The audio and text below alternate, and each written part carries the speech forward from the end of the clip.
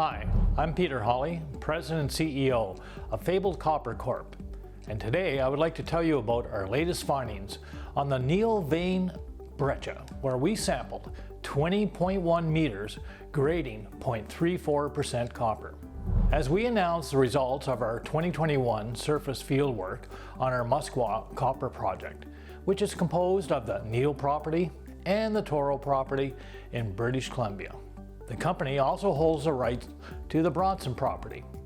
A total of 19 specific areas were mapped and prospected during the 2021 field season. And we started the new year by reporting our findings on the Lady Luck occurrence in the south end of the Neil property.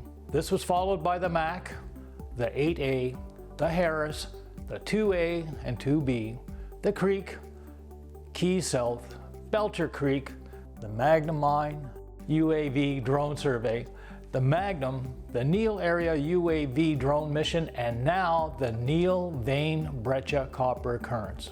That is one pile of copper occurrences, and we're not even close to being finished. As you can see, the Neil copper occurrence hosts two styles of high-grade copper mineralization, which is found in the Neil vein and the adjoining mineralized quartz sulfide breccias, over 1,000 meters vertically, yes, that's 1 kilometer, and 1,500 meters along strike, yes, 1.5 kilometers along strike. And the widths vary from a few meters to over 30 meters in total width. Coincidence with the shear zone is a large diabase dike forming a resistant spur. It dips steeply and is between 2 and 12 meters thick. Its contacts are sheared and altered, as is the adjacent slating mudstone wall rock. The dike and the shear zones are important as they host a discontinuous series of mineralized quartz carbonate veins occurring at or close to the dike's contact in the shear zone. At the top of the Neil vein Breccia occurrence, two old bulldozed trenches at 2,350 meters elevation were found. Imagine that. Someone got a bulldozer up to the top of a mountain at 2,350 meters. People have asked me, is there a problem working in mountains? Well, there's a good example where you can work in mountains.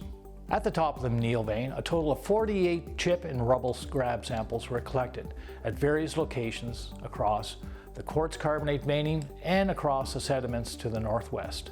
And this was done over 307 meters vertically and 4 days on-site evaluation. The veining, slightly mineralized with 0 to 3% chalcopyrite, and received assays of copper content was generally low and less than 1%.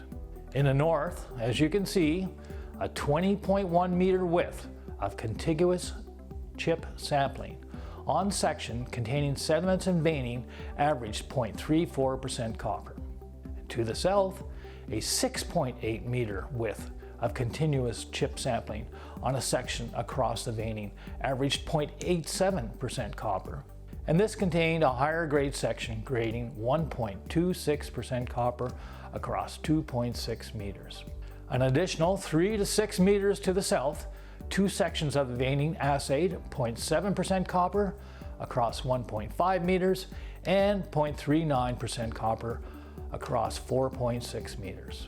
All other samples of veining collected further south contain less than 1% copper. But rubble sample D723358 with 5% pyrite collected downslope at an elevation of 2,109 meters assayed trace in copper. But continuing downslope, southwest from the top of the occurrence, through an area containing old trenching, an additional 8 chip samples, 1 grab and 2 rubble samples were collared and collected at elevations of 2,248 meters to 2,043 meters vertically.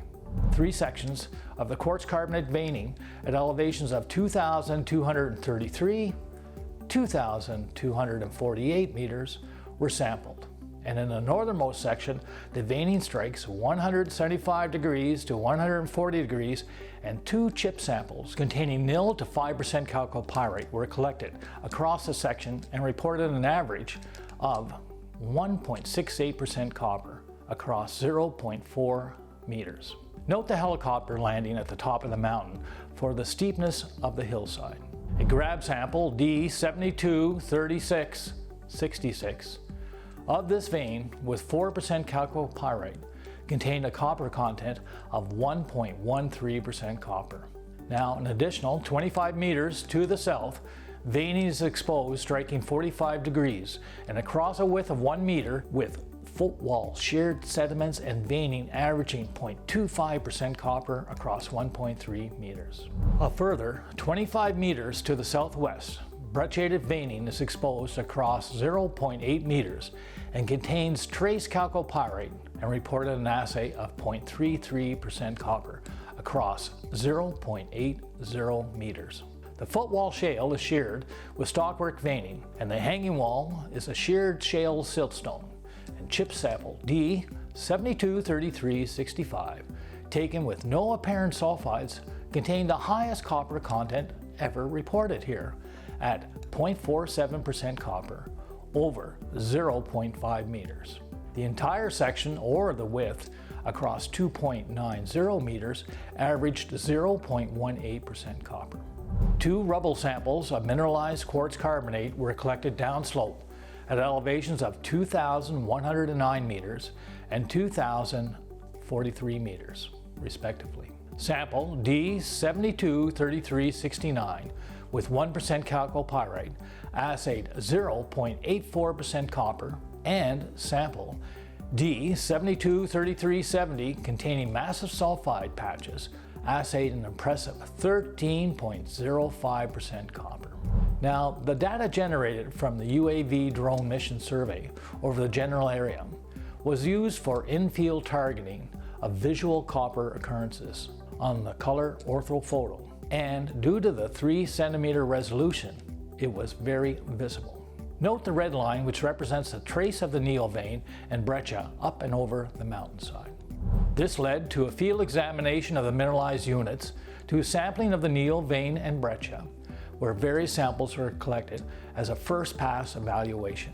Note the yellow broken line outlining the mineralized Neil vein and breccia at the top of the mountain. As you can see by this drone footage, the Gossan or brown copper mineralization is clearly visible and quite extensive up and over the mountain. Sample locations were taken with GPS, along with GPS-enabled field cameras, of photos of the sampled units. These have been plotted in a 3-dimensional GIS system and locations layered over the high-resolution ortho photos.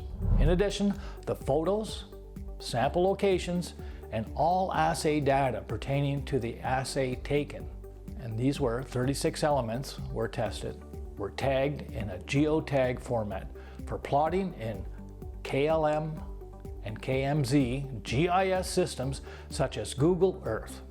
This is a little like your Apple phone, noting where you took a photo or a picture, but more detailed data is compiled. Going forwards, using the results of the data gathered by the UAV drone in the 2021 field season, the first pass sampling and the input of the GIS data, the field crews will complete mapping and sampling the extensive Neil vein and breccia during the 2022 season, along with structural measurements to better understand the controls of mineralization. An additional release on the sampling and the results of the Neil vein and breccia will be forthcoming in the following weeks. Please follow us while we explore for fabled green copper in northern British Columbia.